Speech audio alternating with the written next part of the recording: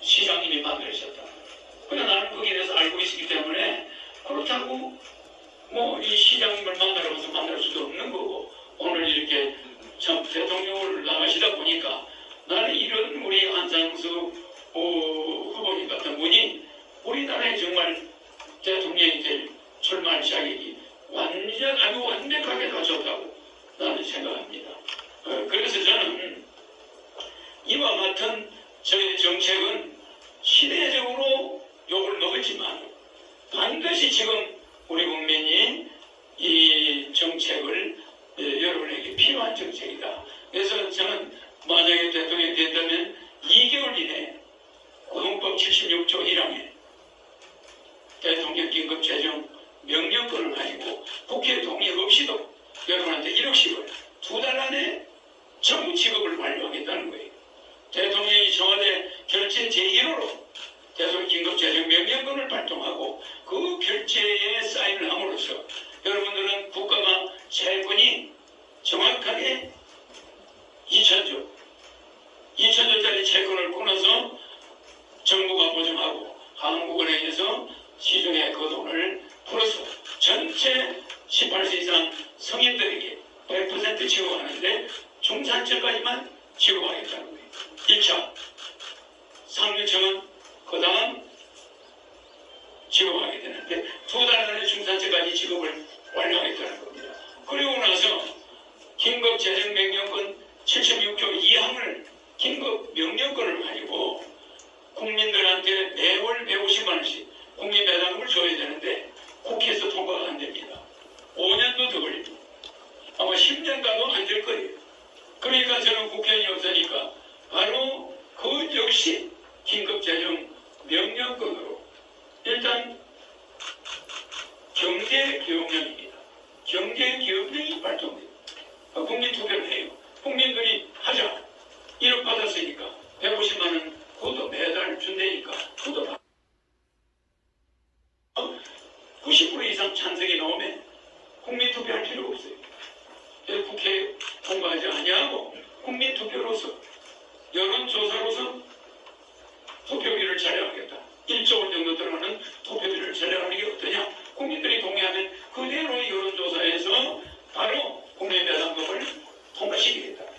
그래서 입법부가 잠시 기능이 정지되는 그런 사태가 오게 됩니다. 긴급 재정 명령권이 비상기업 비슷하게 되는 거죠.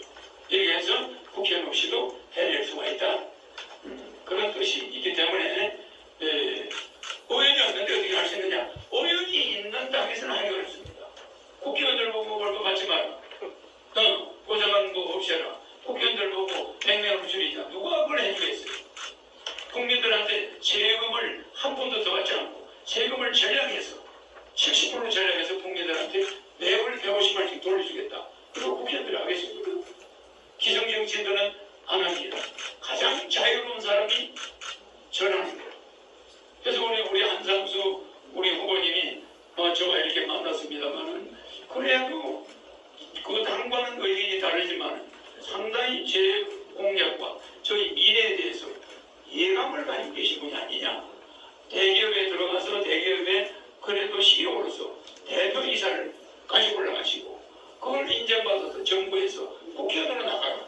또 국회의원으로 나가서 3번 붙으시고 또 시장을 자발적으로 나가셔서 2번 붙으시고 그러니까 이런 입지전적인 이런 분이 미래를 굉장히 가문이 어떤 사람보다 가문이 좋으시고 또 정치 운이 좋으시고 시운이 좋으신 분입니다. 이런 분이 저와 만났다는 거. 우리 안상수 후보님의 미래에 아마 굉장한 행운이 나는 있을 거라고 더 큰 관문이 올 걸로 나는 보고 있습니다. 그래서 오늘 이렇게 서로 만나서 참 이 기자회견도 할 수 하고 이런 자리를 우리 마련하신 우리 안상수 후보님께 진심으로 감사를 드립니다. 간단하게 좀 부연해서 말씀을 좀 드릴까요? 미국 정치 속담이라기보다도 그냥 정치적으로 이런 유머가 선거 때 공약은 다 버리고 5%만 지켜라 이런 게 있어요. 뗏목을 잡고 건너가서 뗏목을 버려라 이런 것도 있고, 사실 공약에 너무 집착하면은 잘못하면은 임기 중에 정치를 잘 못할 수도 있다라는 것을 암시하고 그렇습니다만, 잘못하면 이것이 어떤 때는 나쁜 공약은 지키려고 애를 쓰고 좋은 공약은 잊어버리고 버리는 수가 있어요. 지금 우리 허 후보님 정견이나 공약이나 이런 거에 제가 다 공감하는 것은 아닙니다. 그러나 몇몇 가지는 지금 이 시대에 반드시 필요한 거예요. 몇몇 가지는. 그런데 그것을 정말 10년 혹은 30년 전에 예견했다는 것은 대단한 통찰력인데, 그야말로 지금의 우리 인구가 세계적으로 출산율이 제일 낮지 않습니까? 0.84. 그리고 인구 수는 가미되고 있어요. 그럼 나라가 없어지는 겁니다. 그걸 미리 참 예견했다고 볼 수도 있는데, 사실 저도 그래서 출산 정책에 대해서만큼은 일단 15살 될 때까지, 잉태에서부터 15살 될 때까지는 국가에서 키워야 된다, 이렇게 주장을 하고 그런 철학을 가지고 지금 정책을 조율 중에 있습니다. 금액이나 이런 거를 어느 정도 이렇게 합당해야 되기 때문에 저희 입장에서는, 그러니까 그런 건데, 이미 이런 오래전에 그런 정책을 개발하고 또 국민들한테 말씀드리기 시작했다는 건 큰 정말 의미가 있는 것이다. 지금은 누구도 이 정책에 대해서 부인하기 어렵다. 다만 이것을 어느 정도 단계에서 어느 정도 규모로 갈 거냐라는 건데, 저는 이 부분은 좀 과감하게 해야 된다라고 생각하는 사람 중에 하나입니다. 저 자신이 모두에서 말씀드렸듯이 저는 이렇게 포퓰리즘 정책, 소위 현금 살포적 정책이라는 것에 대해서 부정적인 견해를 가지고 있습니다만, 우리 어린이들 국가를 유지하기 위해서, 그리고 그것도 많은 어떻게 보면 생태계 조성이 돼서 거기서도 그런 산업이 발전되게 돼 있는 겁니다. 우리 아이들이 없어지면은 지금 학교도 없어지죠. 아이들 옷 만드는 공장도 없어지죠. 아이들 없으면 아이들 놀이터 없어지죠. 이렇게 다 경제의 또 역기능을 하는 거거든요. 따라서 인구가 늘어나면서 사회적 산업 생태계도 그쪽으로 이렇게 순기능할 수 있도록 하는 것이 지금으로서는 가장 주요 정책 중에 하나다. 아까 말씀드린 저희 이제 일자리 도시 주택을 500만 원대 100만 원, 500만 원대에 30평이면 1억 5천입니다. 이것을 100만 원 공급하는 거고, 또 첨단 산업, 반도체, AI, 혹은 배터리, 혹은 백신을 비롯한 바이오 산업을 하는 단지를 조성해서 무료로 2030한테 임대를 해가지고, 그야말로 무료입니다. 무료라는 게 이제 우리 허 후보님의 개념이랑 비슷한 건데, 다만 무료로 해서 우리 젊은이들한테 그런 스타트업을 할 수 있도록 무상으로 빌려주는데, 그 무상으로 하는 것을 우리가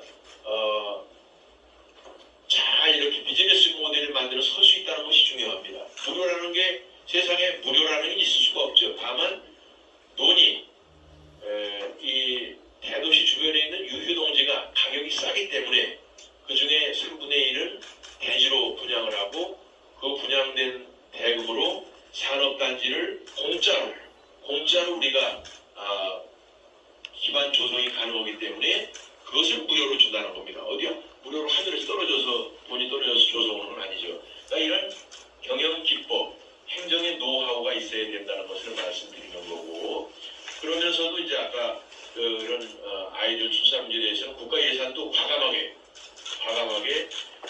조성을 해야 된다. 그런 도움이 되는 그런 공약이 꽤 여러 개 있습니다. 여기서 여러 가지는 않더라도, 또 하나 좋은 접근은 뭐냐? 이 예산을 전략을 한다. 그래서 이게 이제 소위 행정용어로는 전달 체계를 간략화하는 겁니다. 그런데 지금 이거를 이제 우리 허 후보님은 그냥 막말을 무식하게 그냥 도둑놈들이 70%라고 그러는데, 중간에 많이 끼워먹는 거예요. 많이 새 나가는 겁니다. 이것을 간결하게 해야 됩니다. 이것은 공무원 수를 줄여야 되는 겁니다. 공무원 수를 늘려서 단계마다 이게 흘리고 막말을 끼워먹고 이런 게 있단 말이죠. 그래서 이런 것들이 말씀은 거칠지만 당연히 가야 될 길이다. 공무원 줄이고 하면서 중간에 새는 돈을 아끼고 이렇게 가지고 가야 된다. 이제 그러면서 또 이제 저도 이제 생각은 같은데 그거를 감히 얘기 못하지만 저는 이 경제보험들한테는 이것을 본인이 선택할 수 있도록 아주 벌금이나 이런 걸 과하게 해야죠. 물론 과하게 해서 그것을 국가 예산에 투입하든지 우리 어려운 국민들과 함께하는 게 나는 일리가 있다고 생각했습니다. 그 전부터 저는 그런 생각을 했습니다. 이게 이제 죄형 법정주의나 여러 가지 따져야 될 부분이 있는데 그러나 지금 우리가 비상시국이야.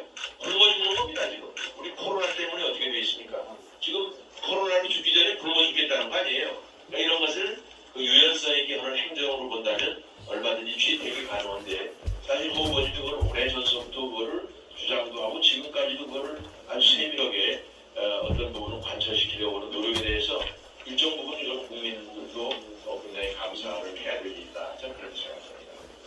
마지막으로 추가 질문을 받을 텐데요. 그 받기 전에 그 두 분이 이 말에 한 말씀 있으시면 말씀 주시고 마지막으로 받겠습니다. 우리 안상수 후보님 말씀 잘 들었습니다. 저기 논의에 보면 군자는 말이 행동보다 앞서는 걸 부끄러워해야 된다. 말이 행동보다 앞서는 걸 부끄러워해야 된다. 이런 걸 어릴 때 내가 4서 5개월 되면서 배웠기 때문에 만약에 내 공약을 지키지도 못할 말을 해가지고 수치를 당하는 일은 없을 겁니다. 그래서 제가 이 앞전에 말한 이 결혼나무 3억, 애기나무 5천만 원, 대통령 취임 2개월 안에 1억, 그리고 매월 18세 이상에게 150만 원씩 평생 지급, 요 네 가지 목숨을 걸고 대통령이 되면 지킬 수가 있습니다. 그래서 제가 그런 논어를 몰라서 하는 건 아니고 이렇게 말을 앞세우는 공약이지만 이것은 우리 국민이 지금 필요로 한 것이다. 저는 이렇게 생각하고 제 공약은 정세를 하는 것이 아니고 있는 세금을 줄이고 우리 안상수 의원님 후보님이 말씀하셨듯이 국가 예산이 공무원 수도 그렇지 공무원 수를 줄이지 않더라도 얼마든지 예산을 줄일 수가 있다고 생각합니다. 이렇게 해서 100% 저는 지켜야 그 군자 소인의 소리를 안 듣고 역사에 오점을 내기지 않게 됩니다. 그래서 지금 송가덕에 요새 인천대교 우리 안상수 시장이 만든 그 인천대교에 그 자살하는 사람이 줄을 섰다고 그래요. 그래 한 사람이 뛰어내면 그 다음 사람이 뛰어내고 이렇게 젊은이들이 그렇게 줄을 서서 릴레이로 자살을 하는 사람들이 나온다고 해서 그 정도로 생활이 어려운데 공약만 이렇게 이야기해놓고 안 지키면 나중에 국민들이 가만히 있지 않습니다. 반드시 지킬 것이고 또 오늘 이렇게 저의 정책을 알아보시고 또 이렇게 오시게 된 우리 안상수 후보님에게 앞으로 행운이 있기를 저는 간절히 바랍니다. 마지막으로 안녕하세요. 저는 후보님 그 고향시구사인 경남일보 하성우 기자입니다. 질문은 제가 한 시간 넘게 드리겠습니다. 메가시티 정책에 대해서 아까 말씀을 하셨는데 이것을 좀 구체적으로 말씀해 주시면 감사하겠습니다. 지금 우리나라는 땅이 쓸만한 땅들은 전부 다 가격이 너무 높아요. 난개발이 되어 있는 상태고 그런 상태에서 지금 우리가 국난에 가까운 경제 위기를 겪고 있습니다. 그래서 지금 제일 중요한 것이 사실은 2030의 일자리 문제예요. 2030이 일자리가 없죠. 대기업은 고용 없는 성장이고 또 중소기업은 다 이제 좀비 기업 고화되는 것들이 많습니다. 따라서 2030을 위해서 그렇다고 2030이 지금 그 정말 70%가 대학을 졸업을 한 상황에서 상당한 수준의 일이 아니면 하려고 하질 않습니다. 따라서 우리는 4차 산업의 부분과는 4차 산업에 해당하는 그런 부품 소재 산업을 일으켜야 된다. 그게 지금 우리나라에 지금 약 한 3천억 불 정도 수출이 됩니다. 이 관련되는 것들이. 그러니까 이 부분을 좀 영역을 넓히자는 건데, 그러기 위해서 대도시 주변에 있는 돈을, 유휴 농지를, 아까 말씀드린 대로 유휴 농지를 대지화해서 뭐 1억 평이라 가정을 하면 그 중에 3천만 평을 아파트 단지로 하는 겁니다. 아파트 단지로 해서 예를 들어 평당 200만 원이다. 그러면은 3천만 평이면 60조가 됩니다. 60조. 그런데 또 우리 돈이 20만 원짜리를 한 40만 원 정도의 부과해서 전기 상하수도 기반시설을 하면은 60만 원이 되는데 60만 평을 1억 평을 하면 이것이 60조입니다. 그러니까 아까 60조의 대지가 분양이 가능하다고 그랬죠. 그러면 60조라는 조성자금을 주택단지에서 만들어냅니다. 따라서 7천만 평이 공짜로 무료로 땅이 생기는 겁니다. 이것을 우리 젊은이들에게 무상으로 30년 임대를 해준다면은 우선 요소 비용이 많이 있기 때문에 경쟁력이 있어지는데, 여기다가 정부에서 기술 지원이다, 자금 지원이다, 벤처다, 혹은 마케팅이다, 이런 것을 전부 다 생태계화해서 지원하면은 200만 개의 일자리가 생긴다는 것이고요. 그 다음에 대지값이 싸기 때문에 땅값이 100만 원, 200만 원, 300만 원 이렇기 때문에 그 지역은 아파트 건설하는데 400만 원이면 됩니다. 따라서 거기 땅값 100만 원이면 500만 원대도 된다. 지금 서울의 아파트 값이 분양도 지금 5천만 원이 넘잖아요. 지금 지방도시도 2천에서 3천인데 단돈 500만 원에 가능하다. 그래서 그 2030들이 거기서 일자리가 있으면서 그 아파트가 생기는 그러한 일들을 주도적으로 하는데, 거기 예산이 한 푼도 안 들어간다는 것이요. 예산 안 들어간다는 데 대해서 이제 우리 후보님도 그래서 우리가 공감대를 가지고 있는데, 하나 추가로 말씀을 드리면, 지금 이제 그 코로나로 인해서 앞으로 코로나 끝난 다음에도 소상공인 자영업자들이 아마 절반은 문 닫을 겁니다. 지금도 명동이나 신촌에 가봐도 30-40%가 문 닫았는데, 남아있는 데들도 왜 문을 열고 있느냐? 문을 닫으면 보상금이 안 나와요. 그래서 죽지 못하는 사람도 많습니다. 그런데 기본적으로 이제 코로나가 끝나도 경제 생태계가 내수 쪽으로 많이 일어날 수가 없게 되어 있습니다. 따라서 이분들이 갈 데를 마련해야 됩니다. 그것도 저는 어떻게 보고 있느냐? 대도시 주변에 산자락을 개발하는 건데요. 약 5억 평을 개발한다. 아까 노는 1억 평이지만 산은 지금 노는 우리나라가 24억 평입니다. 그 중에 1억 평을 하는 것이고, 산은 192억 평입니다. 그 중에 5억 평 정도로 하는 거니까 얼마 안 되죠. 이 부분에서 500평씩만 나눠줘도, 이거를 밭농사를 할 수 있도록 해서 500평씩 나눠줘도 이것은 100만 평이 됩니다.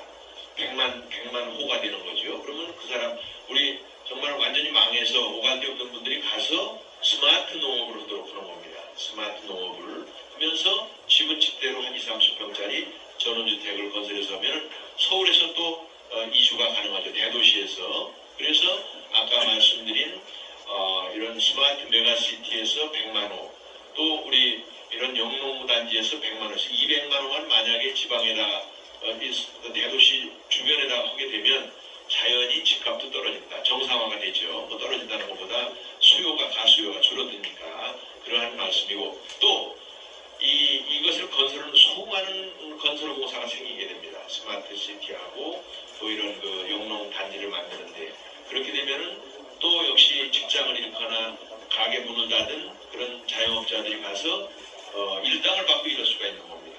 그 돈도 어떻게 합니까? 그것은 과거에 1929년도에 미국의 제1차 불황 때 루즈벨트 대통령이 후보댐을 막아서 경제 불황을 극복한 그런 사례가 우리한테 적용이 된다. 그런 말씀이 드리겠습니다.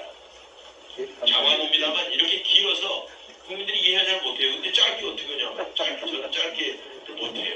그래서 강의하기도 네, 마지막으로 허경영 총장한테 마지막 질문 하나 받겠습니다.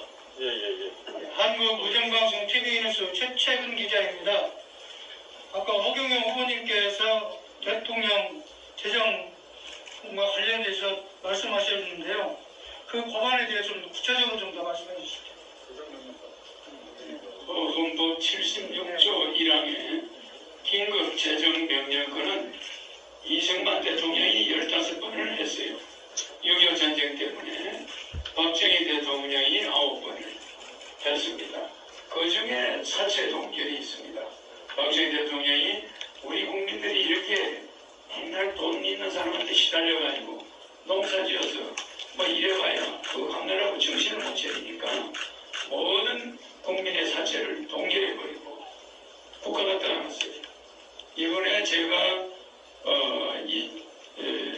그 다음에 김영삼 대통령이 딱 한 번 했습니다. 그래서 우리나라의 긴급재정 명령은 박정희 대통령 9번, 그리고 김영삼 대통령 1번, 이게 전부 다입니다. 그랬는데 김영삼 대통령도 금융실명제를 여야의 한마디 논의 없이 엄밀하게 청와대에서 우리 경제를 살리려면 이렇게 해야 되겠다. 이래서 그냥 바로 대통령 긴급재정 명령권으로 했고, 또 하나 중요한 사실은 원래 이 긴급재정 명령권을 발동하고 나면 사후에 국회 동의를 얻게 돼 있는데 한 번도 그 절차를 거친 대통령이 없다는 거예요. 무슨 말이냐면 긴급재정 명령권 그 자체가 그냥 성공했을 때는 아무도 거기에 대해서 제로를 하지 않는다는 거예요. 그게 실패했을 때는 그걸 따지겠지만 국회에서도 그거에 대해서 이의를 제기 안 하고 뭐 다시 보고해라, 다시 그 결제하자 이러지 않는다는 거예요. 그래서 성공적인 긴급재정 명령권은 국회와 충돌이 없어요. 국회의원들도 그 보좌관들도 비치고 있는 사람이 많아요. 그러니까 그 사람들도 1억을 받아가면 미성년자 만약 성인이 집에 5명 있으면 5억이 생겨요. 그리고 애들 결혼하면 3억이 생겨요. 결혼 안 하는 애 3명 있으면 9억이 생겨요. 그러니까 보통 한 가정이 10억 미만이 생기는데 이것은 박정희 대통령의 사채 동결과 비슷한 효과를 가지고 옵니다. 우리 국민들의 가계부채가 2,000조입니다. 이제 1,900조가 넘어섰는데 이 2,000조 가계부채가 1년에 100조 정도 이자를 부담해요. 그러니까 우리 국민들이 그 이자를 내고 있는데 일본은 국채가 238%입니다. 근데 우리나라는 국채가 국가 재건이 40%밖에 안 돼요.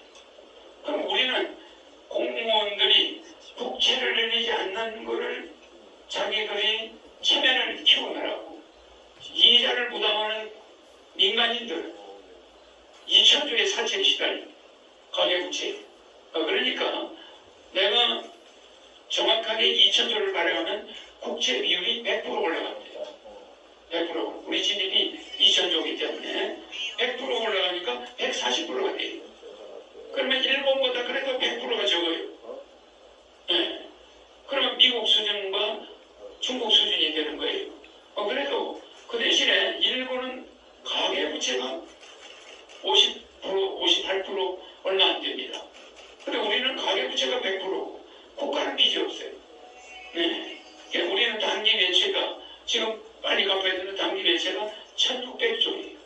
근데 우리가 해외 자산 보유가 1,900조입니다. 그러니까 우리는 IMF 때는 200억 불 때문에 우리나라 IMF가 왔는데 한국은행이 단기에 갚아야 될 돈이 600억 불이었습니다. 근데 국가가 가지는 돈은 100억 불도 안 되니까 IMF가 왔죠. 우리는 그 돈을 200억 불 빌려오느라고 얼마나 많은 기업이 피해를 봤습니까? 그래서 저는 국가 경제를 스탠포드에서 나온 경제학자, 하버드대에서 나온 경제학자, 이런 경제학자들로는 우리나라 경제는 못 살립니다. 우리나라는 특수 경제성을 가지고 있어요. 그래서 미국은 사채 동결 일거 없습니다. 대한민국은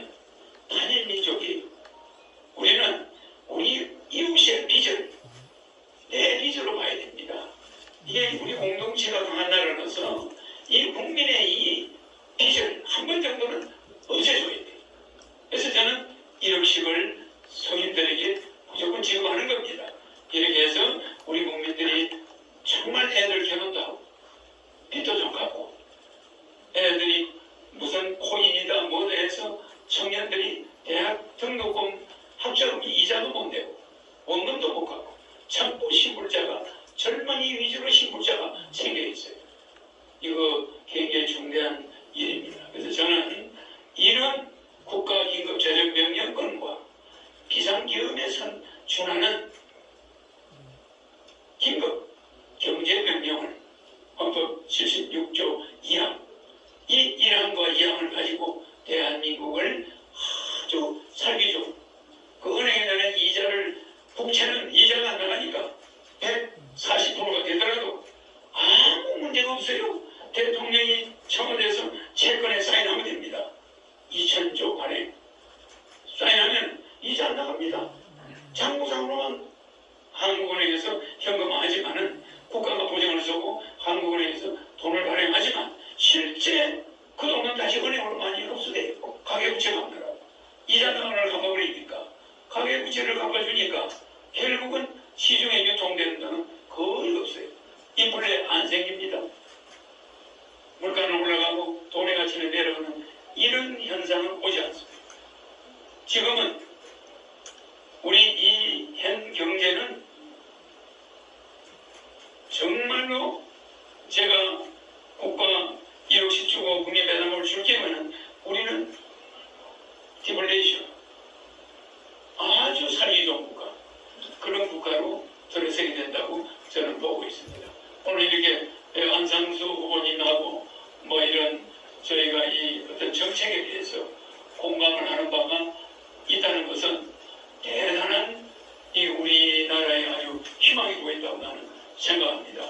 지금은 오늘 이 자리에서 서로 인터뷰를 하지만